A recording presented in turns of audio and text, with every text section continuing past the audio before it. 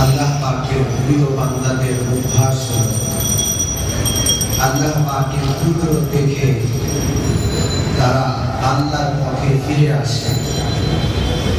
আল্লাহ পাকের কুদরত, আল্লাহ পাকের বিভিন্ন নিদর্শনাবলী দেখে তারা সিজদা অবনত হয়।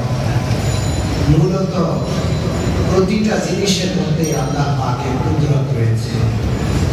আর কিয়ামত যত কাছাবে, কিয়ামত যত কাছে আসবে, আল্লাহ রাব্বুল আলামিনের কুদরতের বহিঃপ্রকাশ অত বেশি করতে থাকবে। কোরআনে পাকে আল্লাহ পাক বলেন, সানুরিহিম আয়াতিনা ফিল আফাকি ওয়া ফি আনফুসিহিম হাত্তা ইয়াতাবাyyana লাহুম আন্নাহুল হক। আসমান জমিনের মধ্যে এবং মানুষের নিজেদের মধ্যে আল্লাহ পাক অসংখ্য নিদর্শনাবলী, কুদরতের নিদর্শনাবলী আল্লাহ প্রকাশ করবেন। এমন এমন নিদর্শন আল্লাহ প্রকাশ করবেন যেগুলো দেখে মানুষ বিশ্বাস করতে বাধ্য হবে আল্লাহুল হক, নিশ্চয়ই আল্লাহ সত্য, আল্লাহ কুদরত সত্য। কিন্তু যারা আল্লাহ নাফরমান বান্দা, এরা আল্লাহর কুদরত দেখেও আল্লাহর পথে ফিরে আসে না।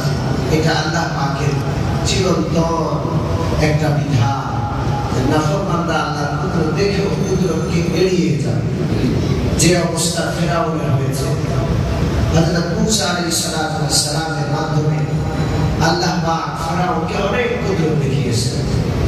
ফেরাউনের অবস্থার পরিবর্তন নাই, বরং সে একটার পর একটা পলিসি পাল্টায়, যেন সে আল্লাহর সাথে পলিসি দেখানো শুরু করেছে। এই অবস্থাটা অপরপক্ষে ফেরাউনের পক্ষে হয়ে যে জাদুকরটা এসেছে, একটা নিদর্শন দেখে সমস্ত জাদুকর সিজদায় অবনত হয়ে সাথে সাথে কালমা পড়েছে। সুবহানাল্লাহ। ফাকুলকিয়াস সাহারাতু সুজদান ক্বালু আমান্না বিরাব্বি হারুনা ওয়া মূসা। সমস্ত জাদুকর একজনও ব্যতিক্রম হয় না। ৭০,০০০ জাদুকরের সবার সিজদায় পড়ে কান্নাকাটি করে তওবা করে সিজদা থেকে উঠে কালমা পড়ে মুসলমান হয়ে যায়। সুবহানাল্লাহ। ফেরাউন পলিসি পাল্টায়। ফেরাউন বলে, ইন্নাহু লাকাবীরুকুমুল্লাযী আল্লামাকুমুস সিহর। এতদিন আমি বুঝি নাই, আজকে আসল বুঝলাম। মূসা হইল আসল জাদুকর, বড় জাদুকর, আর এই ৭০,০০০ জাদুকর সব হইল মূসার সাক্ষী। তোমাদেরকে মূসাই জাদু শিখাইছে, আমার সাথে ধোঁকাবাজি করে নাটক করছো তোমরা। নাউযুবিল্লাহ। ফেরাউন ফিরে আসে। আমি বলছিলাম যে আল্লাহ পাক আমাদেরকে নিদর্শনাবলী দেখা, আমাদের তওবা করা উচিত, আল্লাহর পথে ফিরে আসা উচিত। আমরা আল্লাহর পথে ফিরে না এসে বরং যে সমস্ত বিষয়গুলো আল্লাহর আযাব গজবের কারণ, যেগুলোর কারণে আল্লাহর আযাব গজব প্রতিনিয়ত আসে, সেগুলোর প্রতি আরো ধাবিত হব, আর সেগুলোর প্রতি অগ্রসর হব। এর মধ্যে একটা আযাব গজবের কারণ গান বাজনা। মাসখানেক আগে বা ৩ মাস আগে আমরা আল্লাহর একটা কুদরত দেখেছি, সারা বাংলাদেশ মরে গেছে। কেঁপে গেছে। এমন মাত্রার কাঠমান্ডু ১ বছর ১.৫ বছর আগে কাঠমান্ডু, নেপালের কাঠমান্ডুতে ঘটেছিল একই স্কেলের, একই মাত্রা। নেপালের কাঠমান্ডু শহর ধ্বংসস্তূপে পরিণত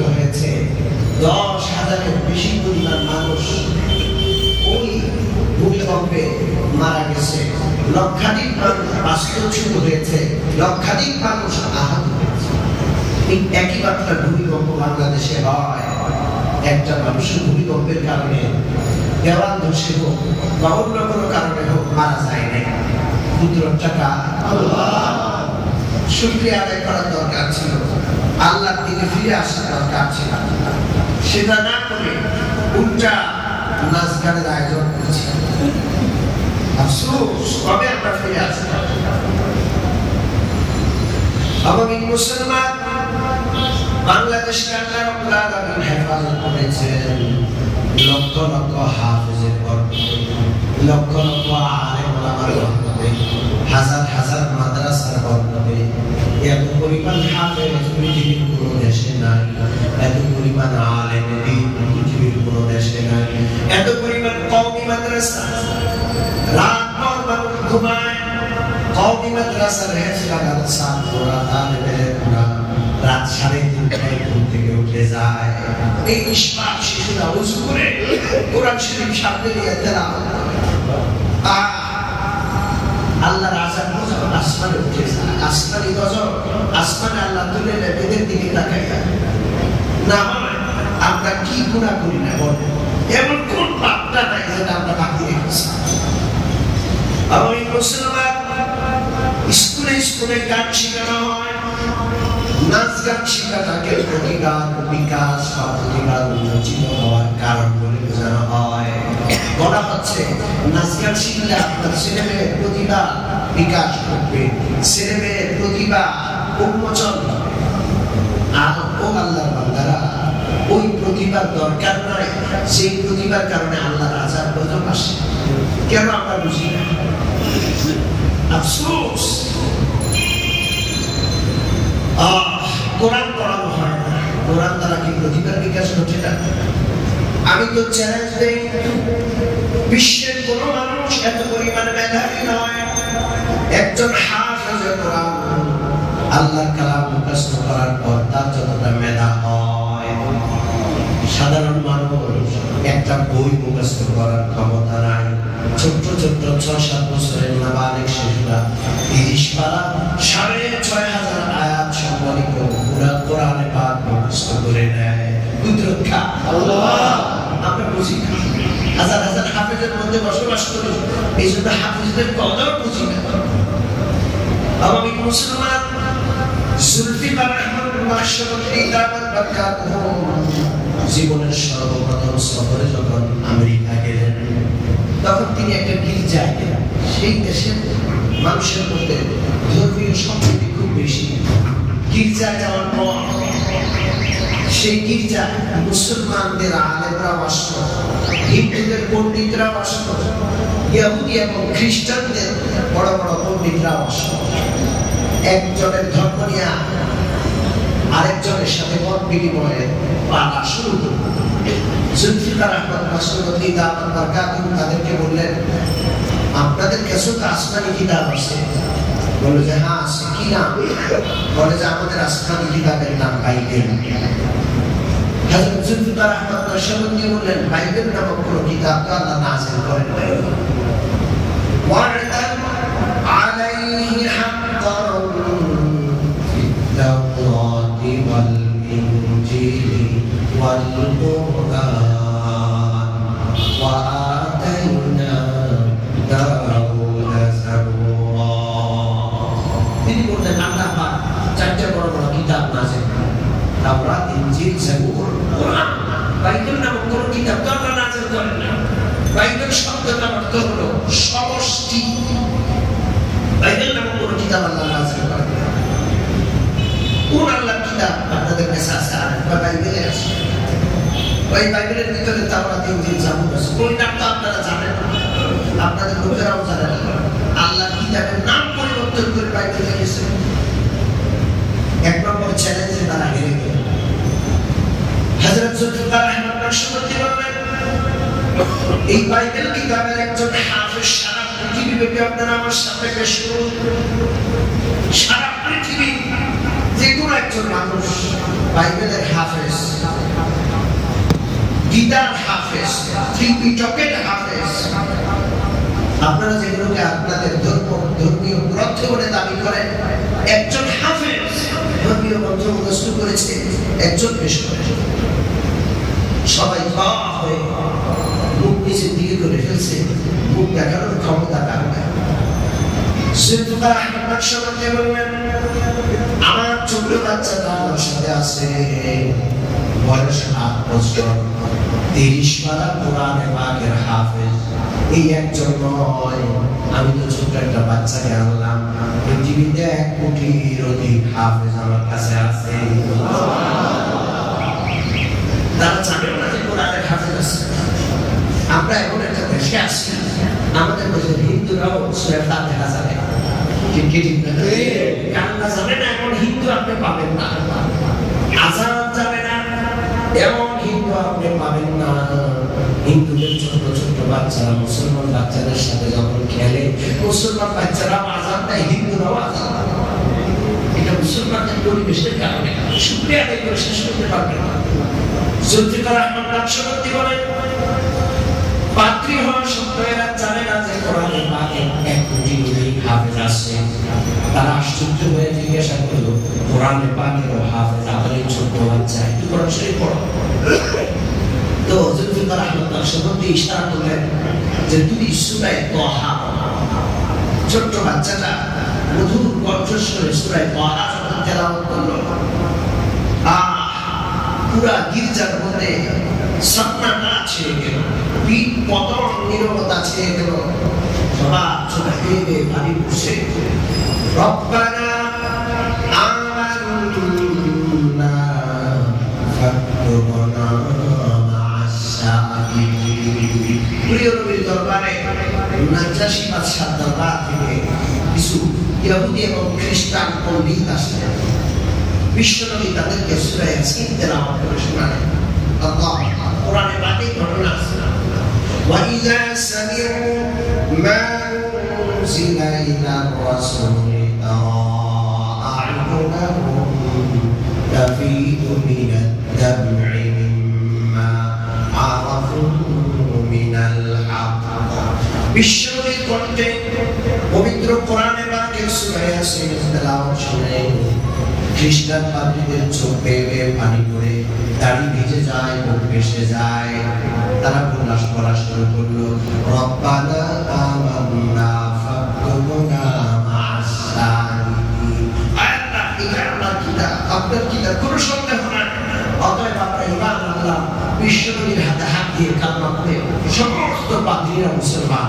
সুবহানাল্লাহ। আমি মুসলমান। জুলফিকার আহমদ নকশবন্দি বলেন, সূরা তাহা 3 পৃষ্ঠা ছোট বাচ্চাটা তেলাওয়াত করার পর পাদ্রীদের চোখের পানি গড়িয়ে গড়িয়ে পড়ে। তিনি বলেন, বিশ্বনবীর সেই দরবারের কথা আমার স্মরণ হয়ে গেল। আল্লাহ রাব্বুল আলামিন 7 নম্বর পারার শুরুতে যারা আলোচনা করেছেন, আমি দেখলাম এদের চোখের পানি পড়ছে, এরা রুমাল দিয়ে টিস্যু দিয়ে চোখ পড়ছে, কিন্তু আল্লাহর ইচ্ছা একজন কালমা পড়ে না, সে 3 নম্বর হলো। হযরত জুলফিকার আহমদ নকশবন্দি তাদেরকে বোঝালেন যে আল্লাহ পাকের একমাত্র কিতাব কোরআনে পাকেই দুনিয়াতে আছে, বাকিগুলো আর দুনিয়াতে কোনো অবশিষ্ট নেই, সবগুলোর মধ্যে বিকৃতির সাধন হয়েছে। বাইবেলের 1 সংস্করণের আরেক সংস্করণের সাথে কোনো মিল নাই। অতএব কোরআনের কাছে সকলকে ফিরে আসা উচিত। আল্লাহ সকলকে তৌফিক দান করুন। আমি বলছিলাম, এই লক্ষ লক্ষ হাফেজ আল্লাহ আমাদের দেশে দান করেছেন। আমরা শুকরিয়া আদায় করে শেষ করতে পারবো না। এদের তেলাওয়াতের কারণে আল্লাহর আযাব বছর আকাশে উঠে যায়। এত বিশাল ভূমিকম্পের পরেও আল্লাহ পাক আমাদের জমিনটাকে ঠিক রেখেছেন। শুকরিয়া আদায় করি আলহামদুলিল্লাহ। এই জন্য আমরা ফিরে আসা, ফিরে না এসে উঠে আরো নাচ গান। গত সপ্তাহে আমি বলেছিলাম, নাচ গানের কারণে 3টা ক্ষতি। 1 নম্বর ক্ষতি হলো ভূমিধস, ভূমিকম্প দেখা। জাতীয়ভাবে তওবা করা দরকার, তওবার ঘোষণা আসা দরকার। এমন কোন অনুষ্ঠান হয় না যে অনুষ্ঠানে নাচ গান হয় না।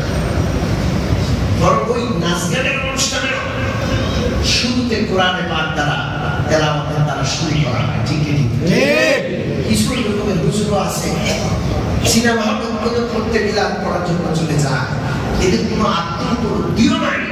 এরা সিনেমা হলে বসে কোরআন তেলাওয়াত করে। এই জন্য কিতাব রেখে কেউ যদি গুনাহের কাজ করতে বিসমিল্লাহ বলে, বিসমিল্লাহর অবমাননা সে করলো, তার ঈমান চলে যাবে, সে কাফের হয়ে যাবে। নাচ গানের অনুষ্ঠান, সংস্কৃতির নামে অপসংস্কৃতির অনুষ্ঠান লাগছে, সেখানেও কোরআন তেলাওয়াত করে, ঈমান থাকবে না।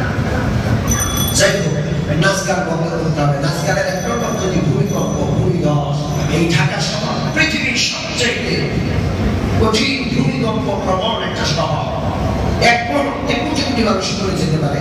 আল্লাহ আমাদেরকে হেফাজত করুন। আমরা নাচ গানের অনুষ্ঠানে যাবো না। হাত তুলে একটু ওয়াদা করি, হাত তুলে ইনশাআল্লাহ।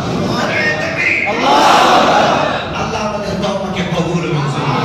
অনেক যুবক আছে গলিতে গলিতে নাচ গান হলে সেখানেও যায়, মসজিদে ওয়াজ শুনতে আসে। আল্লাহ আমাদেরকে নাচ গানের অনুষ্ঠান বয়কট করার তৌফিক দান করুন। এগুলোর সাথে আমরা নাই।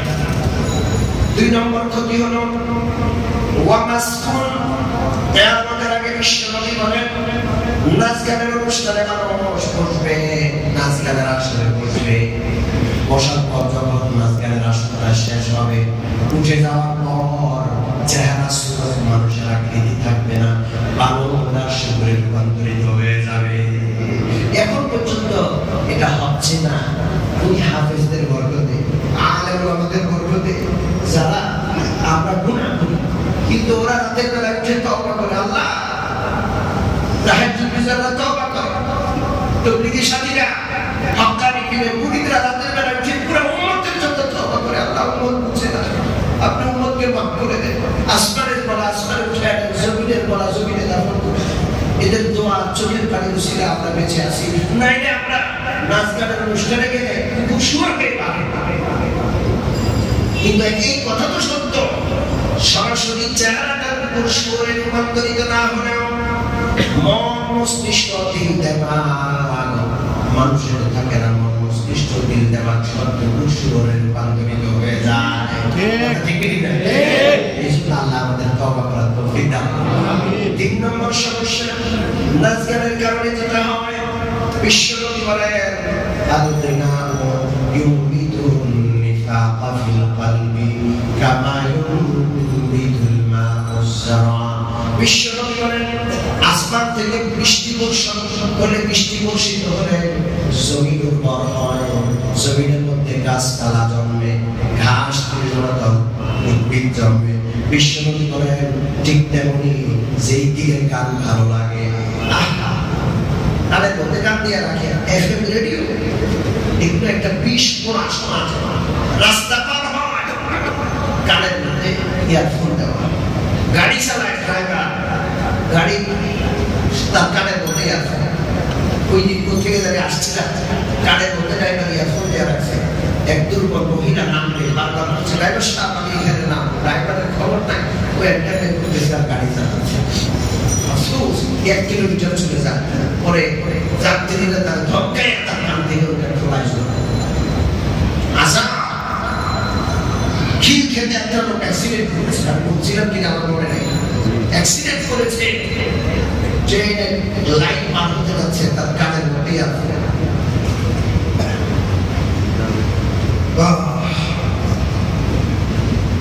কানের মধ্যেই আছে, 2 টুকরো হয়ে গেছে। পরে যখন পুলিশ তার লাশ উঠে নিতে আসলো, দেখা গেল ইয়ারফোনটা এখনো লাগা আছে কানের মধ্যে, গানের আওয়াজ এখনো বাজছে, তার ফোন নাই, নিথর দেহ হয়ে আছে। কি অবস্থা? মুসলমান, বিশ্বনবী বলেন, আসমান থেকে বৃষ্টি বর্ষিত হলে জমিন যেমন উর্বর হয়, জমিনের মধ্যে যেমন গাছপালা, ঘাস তৃণলতা জন্ম নেয়, যে অন্তরে গান ভালো লাগে, যে অন্তর গান শুনে, যেই গান দিয়ে গান যায়, বিশ্বনবী বলেন, ওই অন্তরের মধ্যে মুনাফিকি জন্ম নেয়। পৃথিবীর সবচেয়ে নিকৃষ্ট স্বভাব হলো মুনাফিকের স্বভাব। মুনাফিকের স্বভাব কুফরের স্বভাবের চেয়ে আরো কঠিন, কারণ মুনাফিকরা জাহান্নামের সর্বনিম্ন স্তরে অবস্থান করবে। আল্লাহ রাব্বুল আলামিন ইরশাদ করেন, ইন্নাল মুনাফিকিনা ফিদ দারকিল আসফালি মিনান নার। জাহান্নাম 7টা, আল্লাহ রাব্বুল আলামিন 8টা বেহেশত তৈরি করেছেন, 7টা দোজখ তৈরি করেছেন। 7টা জাহান্নামের মধ্যে সর্বনিম্ন জাহান্নাম যেটা, সর্বনিম্ন জাহান্নামে মুনাফিকরা অবস্থান করবে। মুনাফিক কাকে বলে? যার মুখে একটা অন্তরে আরেকটা, মুখে একটা অন্তরে আরেকটা, মুখের কথার সাথে অন্তরের মিল, এটাকে মুনাফিক বলে।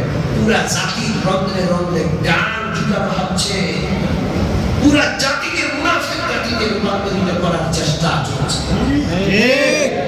আমরা কোরআন হাদিস না পড়লেও যারা আমাদেরকে নিয়ে চক্রান্ত করছে, ওই সমস্ত ইহুদি খ্রিস্টানরা কোরআন নিয়ে নিয়মিত গবেষণা করে কোন কোন জিনিস মুসলমানদের রক্তের রক্তে ঢুকাইলে আল্লাহর সাহায্য মুসলমানের উপর থেকে উঠে যাবে, মুসলমানকে হাতে খেলনা বানানো যাবে। ওরা খুব ভালো করে জানে ওই সমস্ত জিনিস মিডিয়ার মাধ্যমে, ওই সমস্ত জিনিসের প্রচার প্রসার ঘটিয়ে মুসলমানদের রক্তের রক্তে ঢুকানো হচ্ছে। আফসোস, জাতি মুনাফিক হয়ে যাচ্ছে। মুনাফিক মুখে একটা অন্তরে আরেকটা। এর প্রমাণ কি? দেখবেন এমন মানুষ আছে দেশ প্রেমে দুনিয়া ওড়ায়, দেশ প্রেমে সে যেন বাঁচে না, রাতের ঘুম দিনের আরাম, দেশ প্রেমের কারণে আরাম পেয়ে গেছে। মুক্তিযুদ্ধের কথা বলতে বলতে মুখে ফেরা বলে দেশ প্রেমে সে আর বাঁচে না, দেশের জন্য সবকিছু করতে রাজি। মুখের কথাটা এমন, কিন্তু অন্তরের অবস্থা কেমন? সামান্য ব্যক্তি স্বার্থে, কয়েকটা টাকা পয়সা মহত্বের স্বার্থে পুরা দেশ, দেশের সার্বভৌমত্ব, দেশের নাগরিকের স্বার্থ সব কিছু বিকিয়ে দিতে রাজি আছে না? নাই গানের কারণে এটা হবে। আফসোস, ওয়াজের মজলিসও সভাপতি বানাইতে হবে, গানের আসরে তাকে সভাপতি বানাইতে হবে। ওয়াজের মজলিসে সভাপতি হওয়ার জন্য ওয়াজ মাহফিলেও দান করে, গানের মজলিসে সভাপতি হওয়ার জন্য গানের অনুষ্ঠানেও দান করে। এরকম লোক আছে না? একসাথে দুইটা চলতে পারে না। মুমিন মুসলমান, আল্লাহ আমাদের বুঝার তৌফিক দান করুন। বিশ্বনবী বলেন মুনাফিকের চরিত্র তাদের অন্তরে ঢুকবে যারা গান শুনে। আরেকটা দৃষ্টান্ত দেওয়া যায়, আমাদের দেশে বিশ্ব তামাক মুক্ত দিবস পালিত হয় বছরে একদিন। যেদিন তামাক মুক্ত দিবস আসে সেই দিন প্লেকার্ড, ব্যানার, ফেস্টুন, বিভিন্ন লেখা নিয়ে একদল লোক মাথার মধ্যে বিভিন্ন কাপড় বেঁধে তামাক মুক্ত দিবস পালন করতে চায়। বাংলাদেশকে তামাক মুক্ত ঘোষণা করুন, এই সমস্ত বিভিন্ন প্লেকার্ড লেখা নিয়ে এরা অলিতে গলিতে ঘুরে মিছিল করে, মিছিল করে, বিভিন্ন বক্তব্য রাখে। যে লোকগুলো তামাক মুক্ত দিবস পালন করলো, মিছিল মিটিং করলো, অলিতে গলিতে ঘুরে মানুষের মধ্যে জনসচেতনতা তৈরির চেষ্টা করলো, যখন মিছিল মিটিং শেষ হলো এই লোকগুলো গাঁজার আসর একসাথে গাঁজা খাওয়া শুরু করলো। আল্লাহ কি এমন বানানো কথা না? বিবিসি লন্ডনের সাংবাদিক সেখানে গিয়ে উপস্থিত হলো যে আপনারাই তো এতক্ষণ গলিতে গলিতে ঘুরে জনসচেতনতা সৃষ্টি করার চেষ্টা করেছিলেন, এখন থেকে আপনাদের হাতে বিড়ি সিগারেট না, এর চেয়ে কঠিনটা গাঁজা নামতেছে। আপনারা ব্যাপারটা সাংবাদিক সেখানে উপস্থিত, এটা টিভি পর্দায় বিভিন্ন মিডিয়ায় এসেছে। এটা হলো মুনাফিক, এটাকেই মুনাফিক বলা হয়। কি বলবো, বেশি বলতে গেলে আমাদের গায়ে লেগে যাবে। এতটুকুই থাক, মুমিন মুসলমান গান বাদ্য ছাড়তে হবে, না হয় পুরা জাতি মুনাফিকের চরিত্রবান হয়ে যাবে। আল্লাহ আমাদের হেফাজত করুন। দুর্নীতি চাই না, দুর্নীতি দমন কমিশন গঠিত হয়েছে, অথচ দেখা যায় যারা দুর্নীতি দমন কমিশনে আছে ওনাদের মধ্যেও দুর্নীতি পাওয়া যায়। কি করবো, পুরা জাতি নষ্ট হয়ে যাচ্ছে। এই জন্য গান বাদ্য ছাড়া দরকার।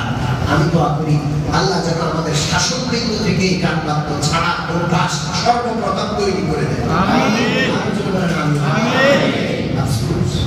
বলেন খেলার সাথে গানের কি সম্পর্ক? খেলার উদ্বোধন, খেলার সমাপ্তিতেও বিশাল বিশাল গানের অনুষ্ঠান হচ্ছে, সব কিছুর মধ্যে গান ঢুকানো হচ্ছে। সংস্কৃতি নামে অপসংস্কৃতি ওই মুসলমান এগুলো সবগুলো ছেড়ে তওবা করার তৌফিক দান করেন। আমাদের সাথে আমার দুর্গম আসবে আল্লাহ রাসূলের কথা সত্য ভূমিধস আসবে। আমাদের আল্লাহ নেক বান্দারা যারা কান্নাকাটি করে ওনাদের চোখের পানি বেকার হয়ে যাবে। কারণ হাদিসে পাকে আছে যখন গুনাহ ব্যাপক আকার ধারণ করে, গুনাহ যখন ব্যাপক আকার ধারণ করে তখন নেককারদের দোয়া বিফল হয়ে যায়, তাদের কান্নাকাটি বিফল হয়ে যায়, ব্যাপকভাবে আযাব আসে এবং ওই আযাবে নেককাররা আক্রান্ত হয়ে যায়। এটা হাদিসে পাকে পাওয়া। এইজন্য আল্লাহ পাক আমাদেরকে আল্লাহর আযাব গজব দেখে, আল্লাহর কুদরত দেখে আল্লাহর কাছে আল্লাহর দরবারে ফিরে আসার তৌফিক দান করুন। আমিন। আমি বলছিলাম ফেরাউনের চরিত্র হলো আল্লাহর আযাব গজব দেখে পাল্টা পলিসি পেশ করা। ফেরাউন যখন দেখলো ৭০,০০০ জাদুকর সবাই কালেমা পড়ে আমান্না বিরাব্বিল আলামিন, অন্য আয়াতে আছে আমান্না বিরাব্বি হারুনা ওয়া মূসা, আমরা মূসা এবং হারুনের খোদায় বিশ্বাস করলাম এবং তাদের খোদা তাদের আল্লাহ পাকের কালেমা পড়ে মুসলমান হয়ে গেল। ফেরাউন চিন্তা করলো ৭০,০০০ যদি একসাথে মুসলমান হয়ে যায় আমার দেশের অবস্থা কি হবে, সবাই তো মুসলমান। ফেরাউন পলিসি পাল্টাইল, প্রথম পলিসি পেশ করলো, এতক্ষণ আমি বুঝি নাই, আজকে আমি বুঝলাম ইন্নাহু লাকাবীরুকুমুল্লাযী আল্লামাকুমুস সিহর। ফেরাউন বলল মূসা এই মূসা থেকে তোমরা জাদুকরি শিখছো, মূসা হলো উস্তাদ, তোমরা হলো শিষ্য, আমার অনুমতি ছাড়া তোমরা কেন কালেমা পড়লা? লাউকাত্তিআন্না আইদিয়াকুম ওয়া আরজুলাকুম মিন খিলাফিন ওয়া লাউসাল্লিবান্নাকুম ফি জুযু'in নাখলি ওয়া লাতা'লামুন্না আইয়ুনা আশাদ্দু আযাবান ওয়া আবকা। ফেরাউন বলল, ও জাদুকর, তাড়াতাড়ি কালেমা ছাড়ো, আমি ফেরাউনের উপর বিশ্বাস স্থাপন করো, না হয় ডান হাত বাম পাও, বাম হাত ডান পাও, বিপরীত দিক থেকে আমি কাটবো এবং খেজুর গাছে তোমাদেরকে শুইতে চড়াবো এবং তোমরা দেখে নিবা মুসলিম খোদার শক্তি বেশি, আমি ফেরাউনের শক্তি বেশি। আপনার সাথে মোকাবেলা কিতাবে লেখে এত বড় নিষ্ঠুর ফেরাউন ৭০,০০০ জাদুকরকে সে হাত পাও কেটে শরীরে জড়িয়ে হত্যা করলো, একটু গর্বিত হলো না। দেশের মধ্যে একটা ত্রাস ছড়িয়ে পড়লো, সর্বনাশ, ফেরাউনকে যদি খোদা না মানা হয় আমাদের সামনে কঠিন পরিণতি রয়েছে, বাঁচার কোনো উপায় নাই। যারা একটু ঈমান আনার ইচ্ছা পোষণ করেছিল সব বাতিল ইচ্ছা, ফেরাউনের আযাব আর সাজা দেখে সবাই ঈমান থেকে দূরে সরে গেল। এখন ফেরাউন পলিসি পাল্টায়। কি পলিসি? ফেরাউন মূসা নবীকে ঠাট্টার পাত্র বানাইল, মূসার আল্লাহকেও ঠাট্টার পাত্র বানাইল। ফেরাউন ডাক দিয়ে বলে, ইয়া আইয়ুহাল মালাক মা আলিমতু লাকুম মিন ইলাহিন গায়রি ফাআউকিদ ইয়া হামান আলা তিন ফাজআলনি সারহা লাআল্লি আত্তালিউ ইলা ইলাহি মূসা ওয়া ইন্নী লাআযুন্নুহু মিনাল কাযিবিন। ফেরাউন বলে, ও মানুষেরা শোনো, মূসার আল্লাহ কোথায় আছে? মূসার আল্লাহকে আমি দেখি না। যুদ্ধ কার সাথে? জোরে বলেন কার সাথে? হামানকে ডেকে বলে, হামান, ও হামান শোনো, আমার জন্য কিছু ইট তৈরি করো, আগুন জ্বালাও, মাটিকে পোড়াইয়া ইট তৈরি করো, ইট তৈরি করো, আমি বিশাল বড় একটা মিনার তৈরি করব। কোরআনে পাকের এই আয়াতের ব্যাখ্যায় মুফাসসিরিনে কেরাম লেখেন, পৃথিবীতে এর আগে ইটের ধারণা ছিল, মানুষ মাটির ঘর বানায়। সর্বপ্রথম ইট তৈরি করে ফেরাউন। আমাকে অর্ডার দেন, আমার জন্য ইট তৈরি করো।